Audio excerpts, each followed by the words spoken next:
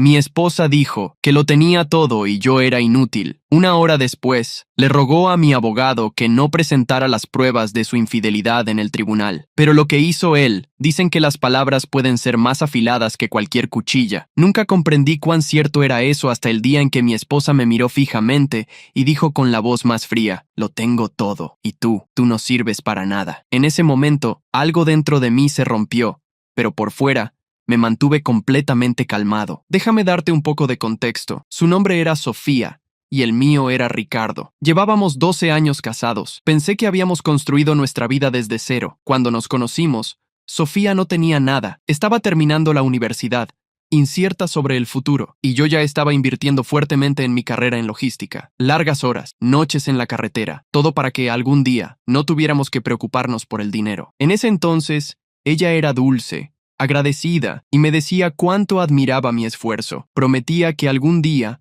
me lo devolvería. Una década después, la situación era muy diferente. Vivíamos en una casa cómoda, conducíamos un coche nuevo y teníamos una buena suma de dinero en el banco. Sofía llevaba una vida de lujo, con ropa de marca, cenas en restaurantes caros y días en spas con sus amigas, todo pagado por el hombre al que acabaría llamando inútil. Con el tiempo, su actitud cambió. Al principio, eran pequeñas bromas sobre lo cansado que estaba siempre, o cómo yo no tenía la misma cultura que los maridos de sus amigas, que trabajaban en finanzas o abogacía. En cenas familiares, hablaba de los viajes y la ropa que tenía, pero nunca mencionaba mis sacrificios que lo hicieron todo posible. Empezó a tratarme menos como un compañero y más como un accesorio, el hombre que cargaba las maletas, pagaba las cuentas y estaba de acuerdo con todo lo que ella decía sobre su propia vida. Traté de ignorarlo, pensando que quizás era estrés, pero en el fondo, empecé a notar señales preocupantes. Siempre estaba pegada al teléfono,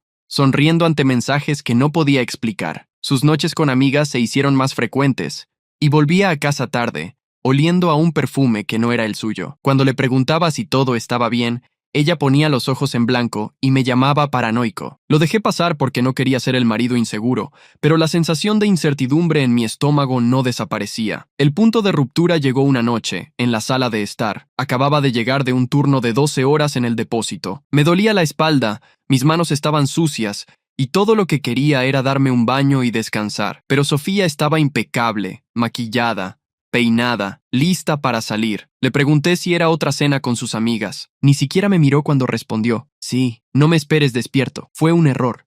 Pero pregunté algo que venía guardando por semanas. Sofía, ¿al menos valoras lo que hago? ¿Al menos ves cuánto sacrifico para que podamos tener esta vida? Ella se giró hacia mí con una expresión que jamás olvidaré. No estaba enojada ni triste, solo fría y aburrida, y entonces pronunció las palabras que me golpearon como un puñetazo en el estómago. Lo tengo todo, Ricardo. La casa, la ropa, el coche, todo. ¿Y tú? Tú no sirves para nada. La palabra inútil resonó en mi mente. Quería gritar, lanzar algo, hacer que se tragara esas palabras, pero en lugar de eso, me quedé paralizado. Mi pecho ardía y mi garganta se cerró, pero no le di la satisfacción de verme derrumbarme.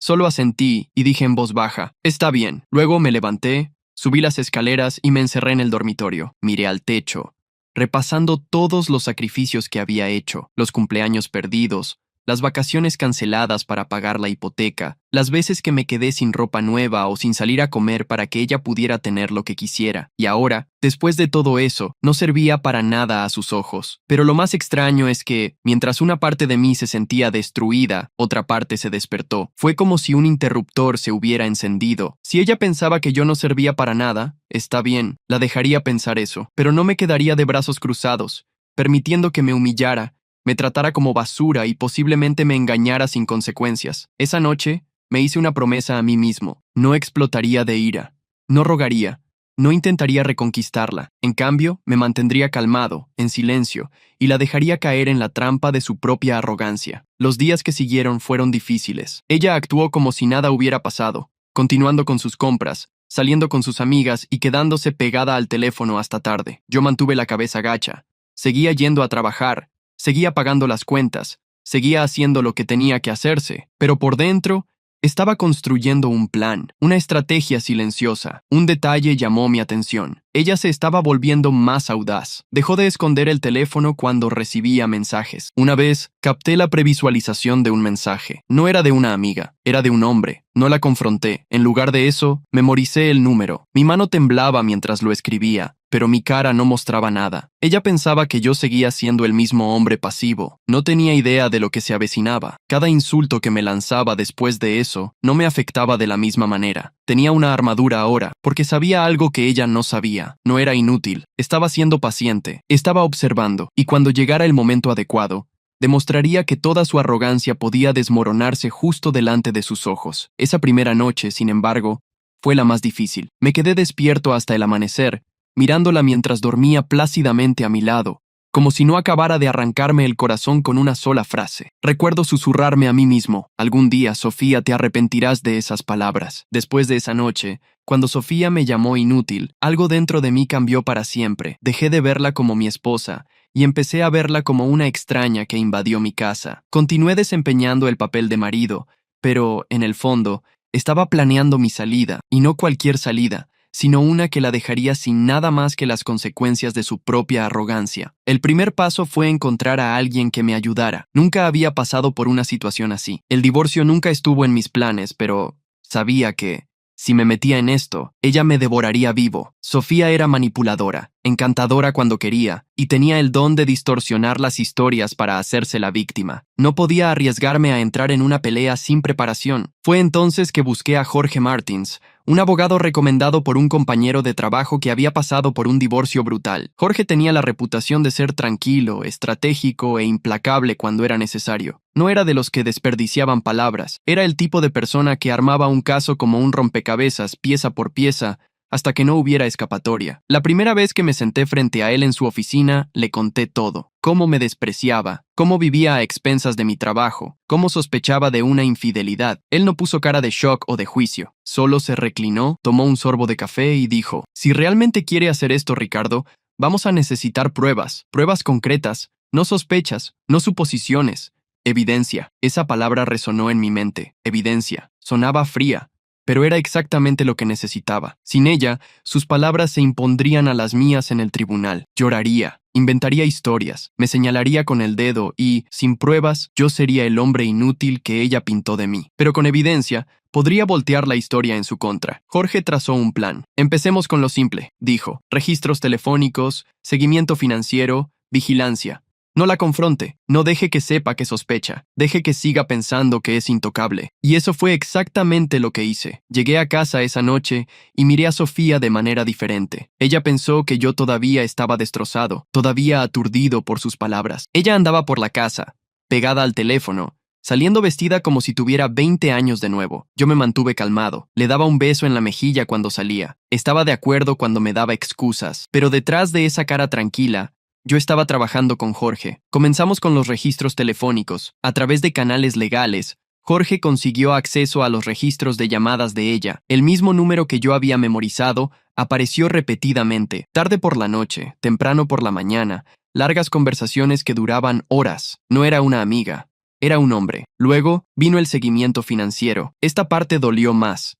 Siempre confié en ella con acceso a nuestra cuenta conjunta, y ella usó esa confianza para desviar dinero para estancias en hoteles, cenas sofisticadas e incluso transferencias directas a su nombre. Mi dinero, el dinero que me esforcé por ganar, y ella se lo estaba entregando a otro hombre como si yo fuera su cajero automático personal. El último clavo en el ataúd fue la vigilancia. Jorge sugirió un investigador privado. Al principio, dudé. Había algo sucio en ello, como espionaje, pero entonces recordé sus palabras: lo tengo todo, y tú no sirves para nada. De repente, mi vacilación se evaporó. Si ella me estaba engañando, necesitaba verlo con mis propios ojos. El investigador privado no tardó. En 2 semanas me entregó fotos que me helaron la sangre. Ahí estaba Sofía, de la mano con él, caminando hacia un hotel. Ahí estaba ella de nuevo, besándolo en el estacionamiento, sonriendo como una adolescente enamorada. Miré esas fotos por horas, mis puños apretados con tanta fuerza que mis nudillos se pusieron blancos. No era solo traición, era una burla. Ella estaba viviendo a mis expensas, humillándome y riéndose a mis espaldas. Pero en lugar de explotar, hice algo que me sorprendió. Sonreí, porque por primera vez supe que no era impotente. No era inútil, tenía todo lo que necesitaba para voltear su mundo al revés. Jorge organizó todo en un dossier: registros telefónicos, extractos bancarios, fotos, fechas, horas, nombres. Era un caso perfecto. Él me miró y dijo: Ricardo, si esto va a juicio, ella no solo va a perder, será destruida. Aún así, mantuve mi calma en casa. Esta fue la parte más difícil, fingir, actuar como si nada estuviera mal. Cada vez que ella mentía sobre dónde iba, cada vez que llegaba a casa oliendo a perfume, tenía que morderme la lengua. Pero, de una manera extraña, se hizo más fácil, porque sabía el resultado final. Ya no era el marido despistado, era quien tenía las cartas. Ella todavía insistía, exigiendo cosas como, ¿por qué no me compras un coche nuevo? Me lo merezco. O, deberías llevarme de vacaciones. Necesito un descanso. Y yo asentía, forzaba una sonrisa y decía, claro, hablemos de eso más tarde. Poco sabía ella que las únicas vacaciones que se tomaría serían de mi vida para siempre. Semanas pasaron, y el caso se hizo más fuerte. Jorge me dijo que no me apresurara. El momento era todo. Cuanta más libertad creyera que tenía, más apretada se pondría la trampa. Entonces, esperé, paciente, silencioso, calculador. Estaba viviendo dos vidas, la del marido leal por fuera y la del estratega traicionado por dentro. Finalmente, la fecha del juicio fue marcada. Sofía no tenía idea de lo que le esperaba. Aún creía que tenía el control. Le decía a sus amigas que se quedaría con todo en el divorcio. La casa, el coche e incluso la pensión alimenticia. Se reía de cómo yo nunca sobreviviría sin ella. Y yo solo escuchaba, asintiendo, dándole exactamente lo que ella quería, la ilusión de la victoria. La noche antes del tribunal, apenas dormí. Me senté en la mesa de la cocina, mirando la carpeta que Jorge había preparado. Cada página era una daga esperando ser desenvainada. Imaginé su expresión cuando la viera. Imaginé su falsa confianza haciéndose pedazos frente al juez. Por primera vez en meses, sentí paz, porque sabía que el mañana sería el día en que la máscara finalmente caería. Y aquí está la ironía. La mujer que una vez dijo que yo no servía para nada, no tenía idea de que yo era quien estaba construyendo la trampa que la expondría. Ella pensó que era inteligente, intocable, superior, pero en realidad estaba caminando con los ojos vendados, directo a un tribunal donde su imperio de mentiras se desmoronaría ante todos. La trampa estaba lista. Solo faltaba dar el disparo final. La mañana de la audiencia parecía surreal. Me desperté antes del amanecer. Me puse mi traje. Nada extravagante, solo simple, oscuro y limpio. Y me miré en el espejo. Mis manos estaban firmes. Mi cara tranquila. Meses atrás, habría estado temblando de nerviosismo. Pero ahora, sentía que ya había ganado. Llegué al tribunal con Jorge, mi abogado. Él llevaba la gruesa carpeta de evidencia como si fuera un arma cargada. Y, en cierto modo, lo era. Cada página dentro de ella tenía el poder de destruir su arrogancia, sus mentiras y su pequeño imperio de manipulación. Cuando entramos, Sofía ya estaba allí. Parecía radiante, el cabello perfectamente arreglado, vestida con un vestido de marca, joyas de oro brillando bajo las luces. No estaba vestida solo para ir al tribunal. Estaba vestida para la victoria. Me lanzó una sonrisa presuntuosa y giró la cabeza como si yo no existiera. Su abogada, una mujer alta y de aspecto afilado, le susurró algo al oído, y ambas se rieron. Me senté en silencio en mi mesa, sin sonrisas, sin ira, solo calma. Esta era mi arma, el silencio. El juez entró y el proceso comenzó. La abogada de Sofía fue la primera en hablar, pintándola como una víctima. Habló con convicción. Su señoría,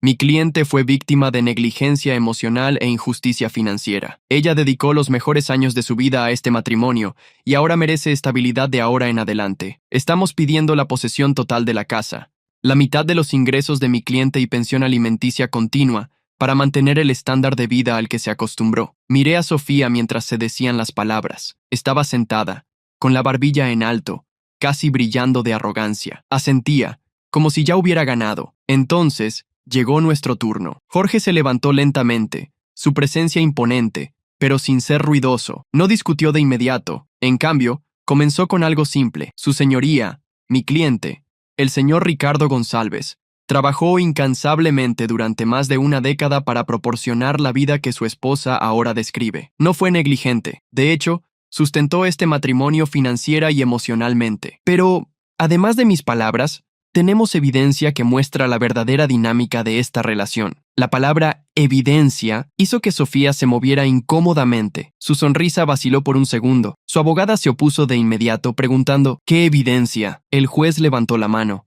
señalando silencio, y permitió que Jorge continuara. Jorge colocó la carpeta sobre la mesa con un movimiento deliberado. La abrió lentamente, sacando el primer conjunto de documentos. ¡Su señoría! Tenemos registros telefónicos que muestran repetidas comunicaciones entre la señora González y otro hombre durante las últimas horas de la noche. Sofía se congeló. Trató de mantener su rostro neutral, pero su mano agarró el borde de la mesa con fuerza. Jorge continuó. También tenemos extractos bancarios que indican que los fondos de su cuenta conjunta, fondos ganados exclusivamente por el señor González, fueron usados para estancias en hoteles, cenas elegantes y transferencias directas a ese mismo hombre. El tribunal se quedó en silencio. Incluso el juez se inclinó ligeramente hacia adelante, con las cejas arqueadas. La abogada de Sofía se levantó. Objeción. Esto es irrelevante para el acuerdo de divorcio. Pero antes de que pudiera terminar, Jorge sacó una pila de fotos. Y finalmente, tenemos evidencia fotográfica de la señora González teniendo una aventura extramatrimonial con este hombre. Él levantó las fotos, una por una. Sofía besándolo en un estacionamiento, entrando a un hotel de la mano, riendo en sus brazos. Fue en ese momento que Sofía se derrumbó. Se inclinó hacia adelante,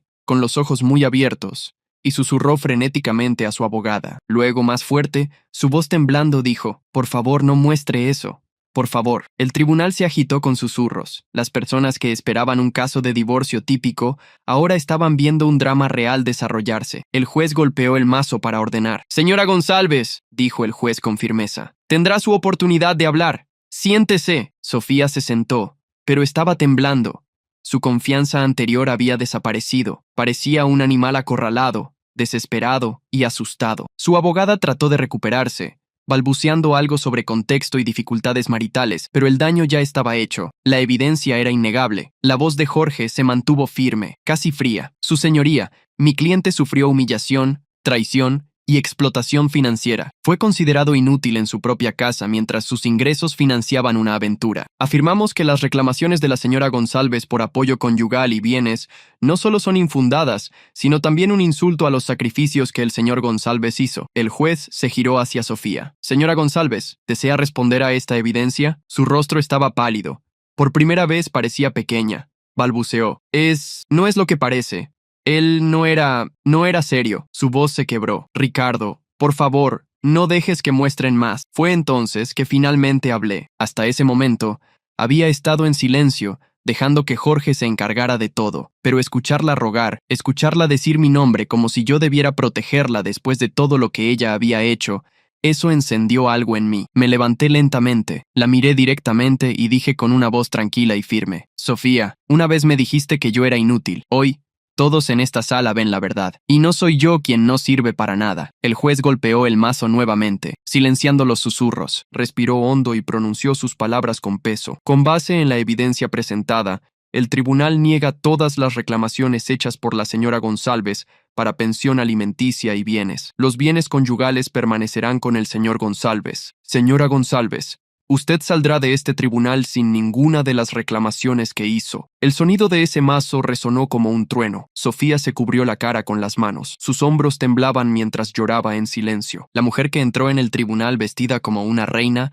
salió como una mendiga. Yo no me alegré. No le di una sonrisa de desprecio. Simplemente tomé mis cosas, le estreché la mano a Jorge y salí con la cabeza en alto. Por primera vez en mucho tiempo, me sentí libre. El eco del mazo aún resonaba en mis oídos cuando salí de ese tribunal. Pero no fue solo la voz del juez lo que quedó en mi cabeza. Fue la expresión de Sofía cuando las pruebas fueron reveladas. El pánico en sus ojos. La forma en que su voz se quebró cuando suplicó que no se mostrara. Esa imagen nunca me abandonará. Durante meses, se pavoneó, llamándome inútil, tratándome como un accesorio en su estilo de vida. Y en una sola tarde, frente a un juez, abogados y extraños, su máscara fue arrancada. Recuerdo pasar por su mesa al salir. Ni siquiera levantó la vista. Estaba con la cabeza entre las manos, el maquillaje corrido, los hombros temblando. Su abogada le dio una palmada en el brazo, susurrándole algo, pero no importaba. La lucha había terminado, y todos en esa sala lo sabían. Afuera, el aire se sentía diferente, más ligero. Por primera vez en años,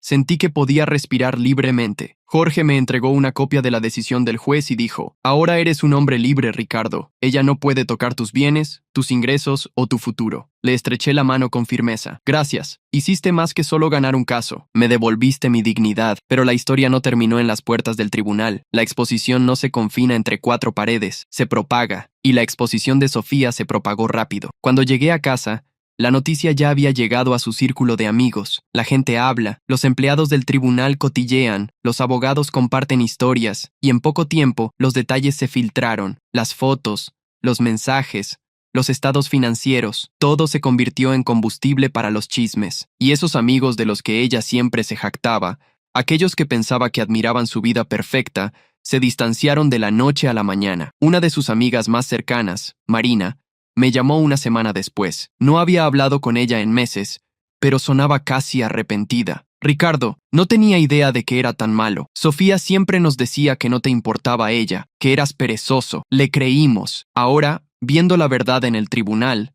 lo siento mucho. Le di las gracias, pero por dentro sentí algo más profundo, alivio. Sus mentiras no solo fueron expuestas para mí, fueron expuestas para todos. Su familia tampoco se salvó. Sus padres, que siempre habían sido escépticos conmigo, de repente se quedaron callados. Ellos también creyeron su versión de los eventos. Ahora, ni siquiera podían mirarme a los ojos cuando nos cruzábamos. Uno de sus primos incluso me envió un mensaje al celular. Hombre, ella realmente se equivocó feo. No te merecías eso. Era un consuelo extraño, pero probó lo que yo sabía todo el tiempo. La verdad siempre acaba saliendo a la luz. En cuanto a Sofía, su caída fue rápida. El amante por quien ella lo arriesgó todo la abandonó. La misma noche de la audiencia, él dejó de contestar sus llamadas. ¿Por qué? Porque hombres como él no se quedan cuando el dinero se acaba. Ella estaba financiando su estilo de vida con mi sudor y mis largas horas de trabajo. Cuando esa fuente se secó, su interés también se secó. Más tarde, descubrí por un conocido en común que él había seguido adelante en pocos días.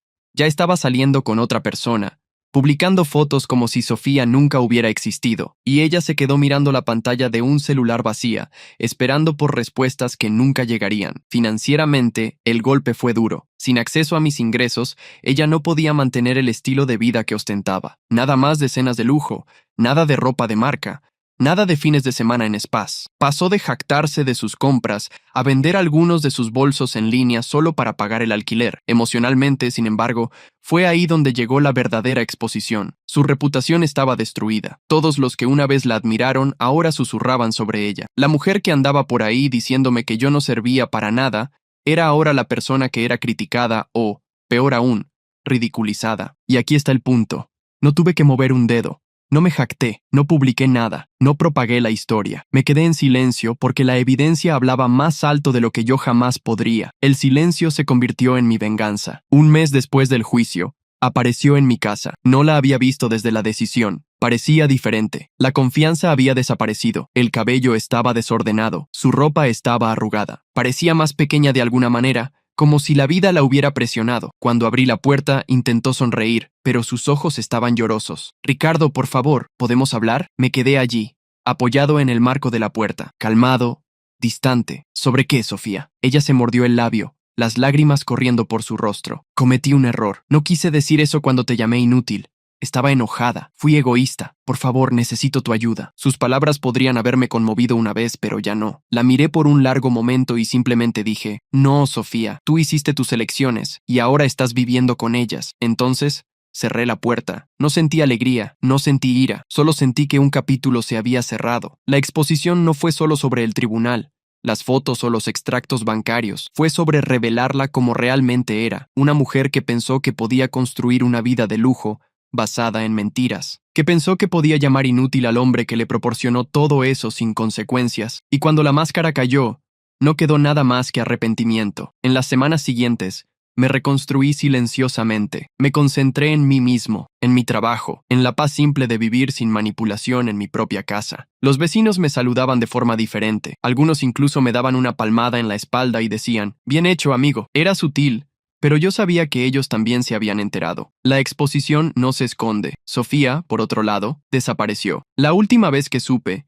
estaba en un pequeño apartamento al otro lado de la ciudad, trabajando en un empleo de medio tiempo, solo para sobrevivir. Sus amigos se alejaron, su familia dejó de invitarla a reuniones, y el amante por quien ella lo arriesgó todo, ni siquiera la reconocía más. Y yo, cada vez que pensaba en esa noche, cuando ella me llamó inútil, sonreía, porque al final, sus propias palabras se convirtieron en su ruina. Ella se expuso mucho antes de que mi abogado mostrara esas fotos. Todo lo que hicimos fue sostener un espejo. El día después del juicio, me desperté con una sensación extraña. Durante años, mis mañanas habían estado llenas de estrés, preguntándome cuál sería el humor de Sofía, qué insulto me lanzaría, qué excusa inventaría para salir de nuevo. Pero esa mañana la casa estaba silenciosa, ningún sonido de pasos en el suelo de madera, ninguna nube de perfume flotando en el aire, ninguna voz despectiva llamándome aburrido o inútil, solo silencio. No era soledad, era paz. Al principio parecía surreal. Iba a la cocina, medio esperando ver su celular dejado en el mostrador vibrando con mensajes de ese hombre, pero no había nada. Abrí el refrigerador y me di cuenta de que, por primera vez, podría llenarlo con lo que yo quisiera, no con bocadillos orgánicos caros que ella nunca terminaba, o botellas de vino que exhibía para sus amigos, solo comida simple para mí. Las pequeñas cosas empezaron a parecer lujos que me fueron negados por tanto tiempo. Mientras tanto, la vida de Sofía se desintegraba rápidamente. Perder en el tribunal no fue solo una derrota legal, fue el comienzo de una caída libre, sin pensión alimenticia, sin acceso a mis ingresos. Tuvo que enfrentar la realidad de vivir con sus propias posibilidades, y la verdad es que ella no tenía ninguna. Se mudó a un pequeño apartamento de una habitación en las afueras de la ciudad, el tipo de lugar que ella una vez habría despreciado. Lo sé porque un amigo de un amigo la vio allí y me dijo, hombre, se veía miserable, sentada en los escalones, fumando como si no tuviera nada más, y no lo tenía. La ropa de marca empezó a venderla en línea, las joyas caras, empeñadas. La misma mujer que una vez se jactó de tenerlo todo, ahora estaba negociando por calderilla. Peor aún, su amante la abandonó por completo. Ninguna llamada, ningún mensaje, ni siquiera un adiós. Él la había drenado de lo que podía, y cuando el dinero se acabó, el afecto de él también. Ella aprendió de la manera más difícil el tipo de hombre que había elegido en lugar de mí. Yo no me jacté, no busqué actualizaciones sobre su vida, pero las noticias se propagaron, y todas las historias que escuché pintaban el mismo cuadro. Una mujer que pensó que podía jugar con la vida de las personas,